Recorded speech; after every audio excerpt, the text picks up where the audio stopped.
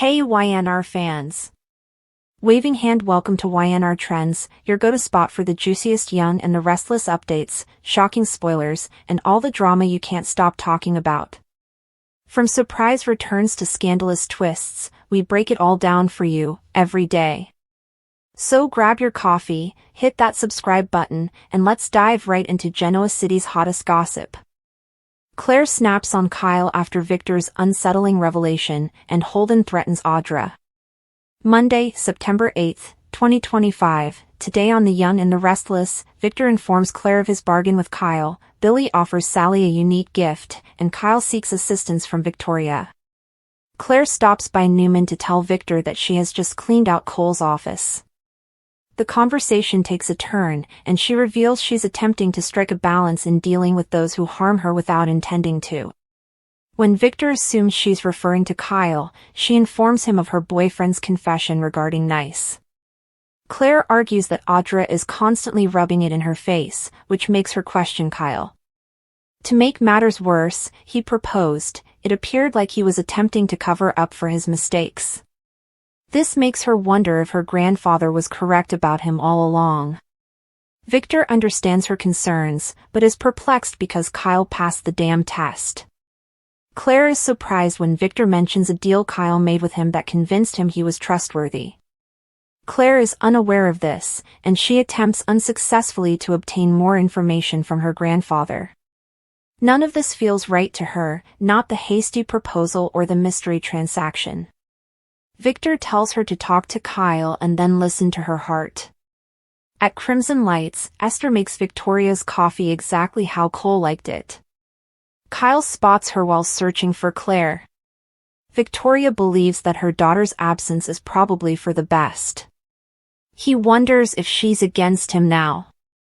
Victoria says she has no intention of telling her kid what to think or feel. Kyle and Victoria discuss how he messed up by not telling the truth fast enough. Victoria advises her daughter that she needs distance and does not trust him right now. Kyle complains about Audra, asking why she had to come to town. Victoria claims she has nothing to lose and is unlikely to leave anytime soon. Talk returns to Kyle's proposal. Victoria acknowledges the unfortunate timing, but offers to talk to her daughter about where her head is. Claire arrives and requests a minute with Kyle, so Victoria leaves them to it. Kyle rushes into a heartfelt apology, but Claire snaps. She was about to give him the benefit of the doubt when she realized he had concealed something more from her. Kyle rubs his eyes as Claire confronts him about the bargain he struck with Victor. Was that to protect her or him?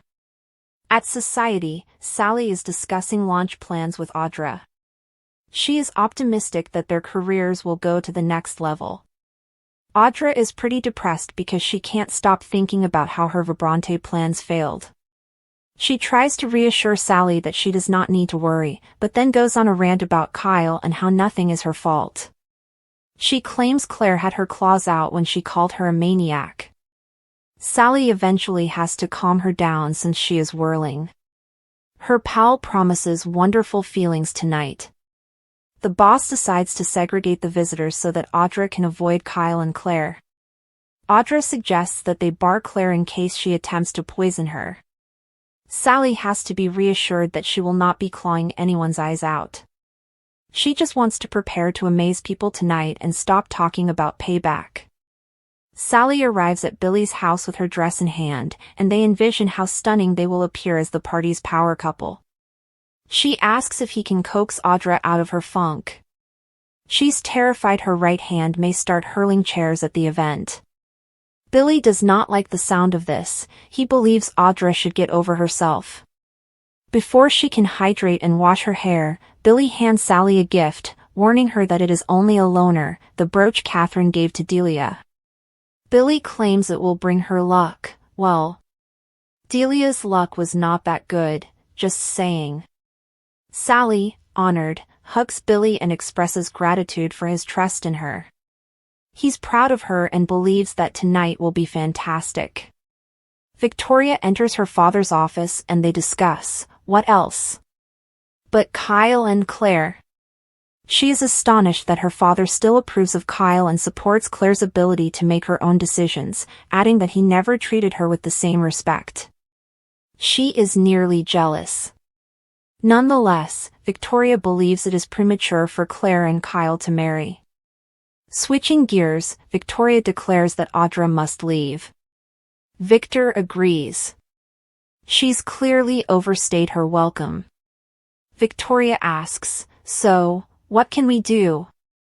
Victor responds, "Show her the door." Will Holden add to Audra's troubles? Audra runs across Holden on her way out of society. She instantly begins ranting about princess poison.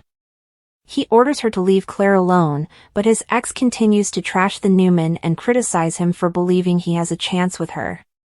Holden threatens to tell Kyle, Claire, and her boss exactly what they did in Los Angeles. Audra is unimpressed with him portraying the strong guy for a lady who is a lethal weapon in her own right. Holden tells Audra of how well he knows her and how little opportunities she has in Genoa City. If he discloses what they did, she will be destroyed. It was her mess, he only cleaned it up. Audra believes he is lashing out because she has injured him, however, he merely wants to punish her. Holden emphasizes that she needs to back off Claire and Kyle. "Don't make me do something you'll regret," he says before leaving. According to spoilers from The Young and the Restless, Audra Charles may become a poisoning victim. Is there a new whodunit brewing, with Audra at the center of the drama? Matt Cohen will make his first appearance as Detective Burrow on October 16th, and YNR will undoubtedly require him for a critical investigation. According to Entertainment Weekly, Detective Burrow will be front and center investigating a major case featuring some of the soap's key characters. This seems like a vast drama with numerous characters on canvas, so let's imagine what Detective Burrow's case may be like. Audra has been constantly reminding Claire of her prior poisoning habits. It's a topic that has come up an unusual number of times, so the program may be heading somewhere with it. In the September 8th episode, Audra will joke with Sally Spectra about Claire Newman possibly spiking her drink and causing her to foam at the mouth. That could be another sign that Audra could become a poisoned victim in the near future. Of course, other characters, like Kyle Abbott, Victoria Newman, Victor Newman, Jack Abbott, Diane Jenkins Abbott, and even Holden Novak, want Audra gone. Audra has made a lot of enemies by this stage, so it's not shocking if someone plans to kill her. Whether they succeed in wiping her off the map or not, Audra could be in serious danger. According to YNR spoilers, a hospital crisis will occur on the CBS soap, thus Audra may be transported to Memorial if she becomes a poisoning victim. Audra could end up in a life-threatening position, prompting the cops to intervene. Could Detective Burrow be in charge of the investigation into who poisoned Audra? Claire may find herself at the top of the suspect list due to her poisoner past and the threats she's been making. According to The Young and the Restless spoilers, a mystery storyline is in the works, so keep an eye out for any perilous news that may be headed Audra's way. Audra Charles never imagined her night would end like this. It had begun so simply, a lavish corporate gathering at the Genoa City Athletic Club to commemorate the beginning of a new merger, where champagne flowed ceaselessly and the buzz of high society obscured the strong undercurrents of antagonism that always boiled under the surface. Audra glided confidently through the crowd, her elegant emerald gown shimmering with every flare of light. She had established a reputation as a lady who knew how to obtain what she wanted, someone who didn't just play the game but molded it for her benefit. However, as the night progressed, her laughing became more brittle than usual, her grins tight at the edges, as if an unseen shadow had begun to follow her every move. At first, she rejected the faint dizziness and sudden dryness in her throat, blaming it on nerves or perhaps too many glasses of champagne. However, within minutes, her palm grabbed the edge of the table as her vision clouded and the room spun, her pulse hammering frantically. The world around her began to dissolve as whispers filled the air, sending shockwaves through the dazzling party. When her glass slid from her fingers and shattered against the polished floor, gasps rang out. Nate, who was across the room talking with Victor Newman, was the first to notice. His medical instincts kicked in quickly as he pushed through the crowd to get to her. "Audra," he cried, crouching over her shaking body as she struggled for air. Guests began whispering in fear, some backing away while others came closer, their curiosity outweighing their dread. The aroma of spilled champagne mixed with perfume and terror, and the revelation spread quickly. This wasn't a fainting episode, something considerably more evil was taking place. Nate shouted that someone contact 911, but deep inside, a terrifying notion whispered, has Audra just become the latest victim in a hazardous game that no one knew was going on until now? By the time paramedics came and transported her to Memorial Hospital, the entire room was abuzz with speculation. The rumors of poisoning spread like wildfire. The idea seemed absurd, but the evidence was piling. Audra had not been unwell, and she had been her usual sharp, demanding self earlier in the evening. The timing, the abrupt collapse, the way she gripped her throat, it was all too exact and planned. Nate couldn't ignore the symptoms as he traveled in the ambulance with her, attempting to stabilize her vital signs. Her lips were pale, her skin felt clammy, and her breathing was shallow. This did not happen at random. Someone had made a premeditated move against her, and they had done it in front of Genoa City's most influential players. Back at the club, chaos ensued as attendees relived every moment in their imaginations. Victor stood stone-faced, his demeanor unreadable, his eyes piercing, searching the room as if memorizing every detail. He had enemies, but so did Audra. Phyllis, who had waited near the bar, whispered to Nikki that this had all the elements of a classic whodunit. "Think about it," she said, her gaze drawn to the abandoned glass on the floor. Poison. At a party crowded with rivals. Whoever did this wanted everyone to see the consequences. Nikki's forehead furrowed with anxiety, but her eyes shifted to Adam, who stood too still, his jaw hard. Kyle stood across the room, pale and looking at the image as if he had seen a ghost. At the hospital, the tension only increased. Doctors labored feverishly to clear Audra's system, validating Nate's hypothesis that a chemical had been added to her drink. The question was, who wanted her dead? The list of suspects seemed to be endless. Audra had stepped on countless toes since coming in Genoa City, assuming positions of power without apology. She had conspired with Tucker, deceived Kyle, fought with Nikki, and confronted Victor himself. For someone as ambitious and unscrupulous as Audra, adversaries were unavoidable, but attempted murder? That implied a line had been crossed, and someone had determined she was too dangerous to keep around. Back in the waiting room, a barrage of accusations began to emerge. Kyle couldn't sit still, pacing madly as Summer attempted to soothe him. He murmured about previous betrayals and Audra's machinations, but when pressed, his voice quivered with guilt. Could he have known anything, or worse, done something? Tucker emerged shortly later, angry and demanding updates. His appearance immediately raised concerns. His relationship with Audra was convoluted at best, treacherous at worst.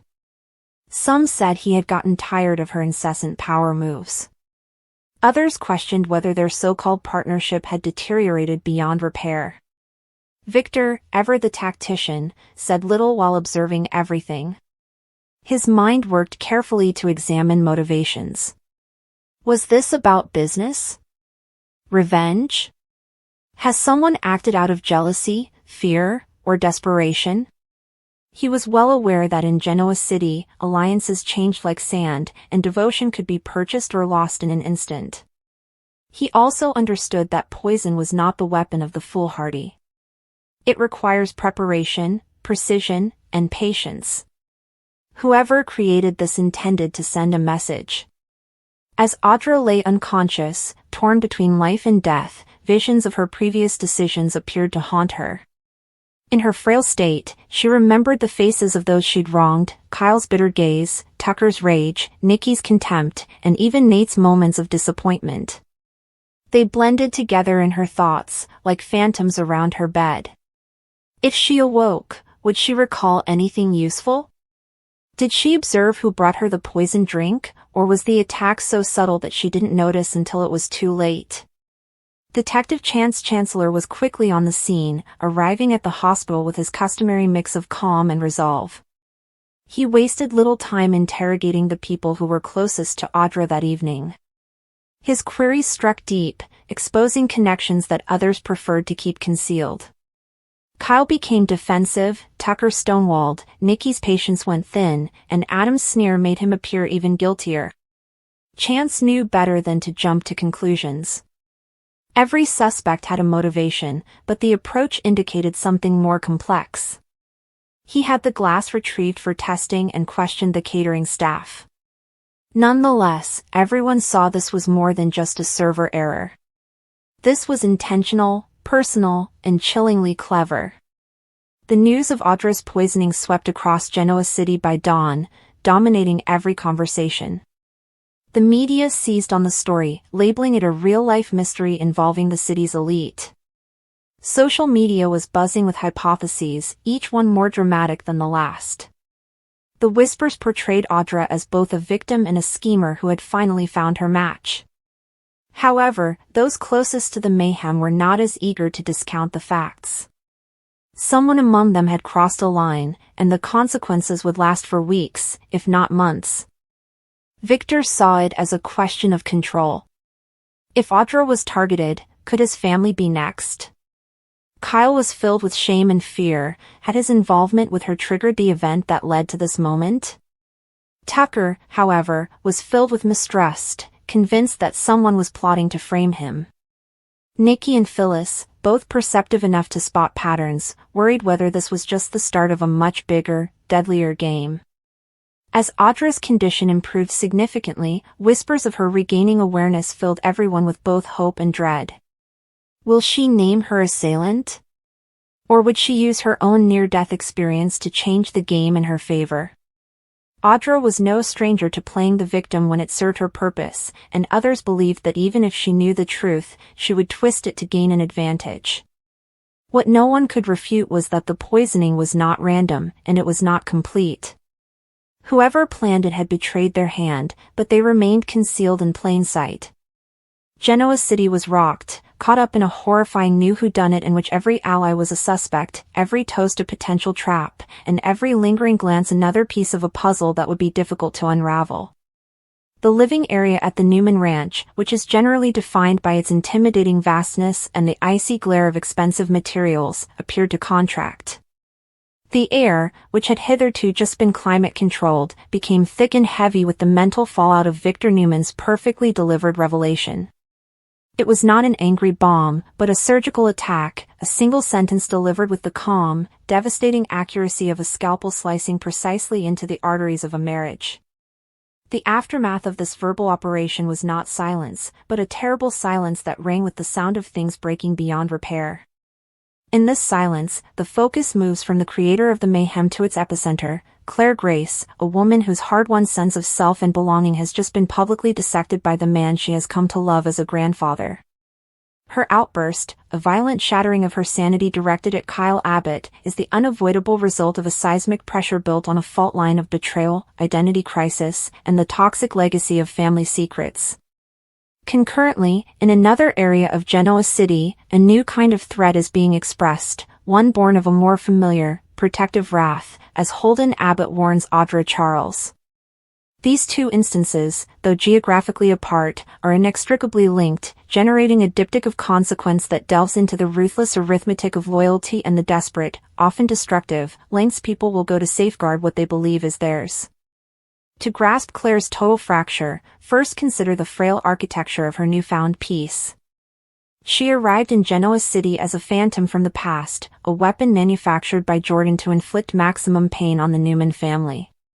Her transformation from furious pawn to repentant daughter, cautiously allowed into the formidable and forbidding Newman fold, was a tale of redemption she clung to with desperate hope. Victor's acceptance was the foundation of this new life.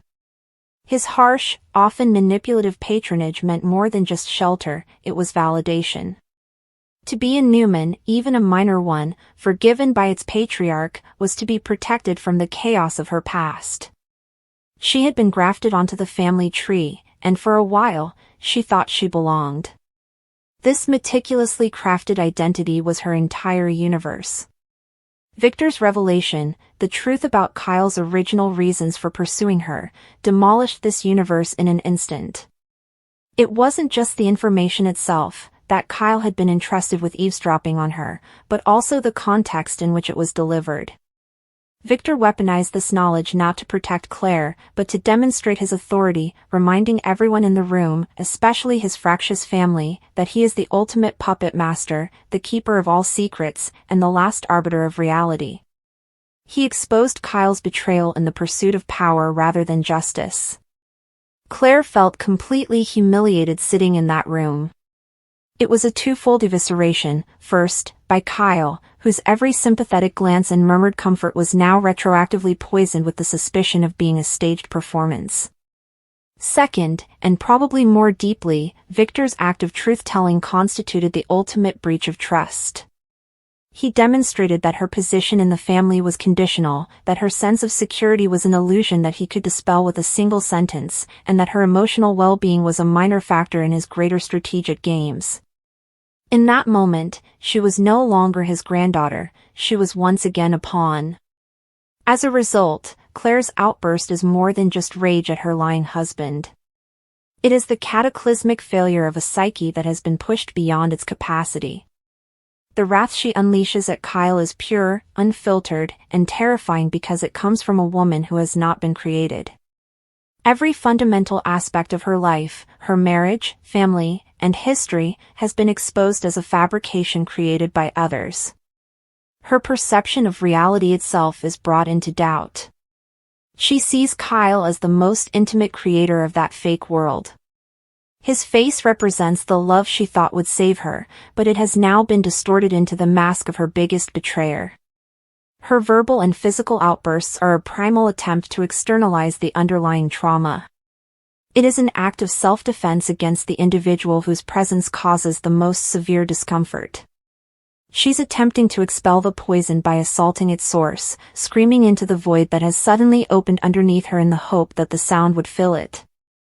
This is the conclusion of a lifetime of manipulation. She was Jordan's project, then Victor's, and, it appears, Kyle's.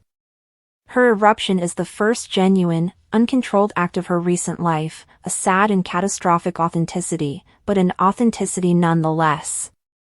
It is the birth scream of a new, much darker Claire, devoid of the illusions of love and family, and considerably more dangerous than the previous one.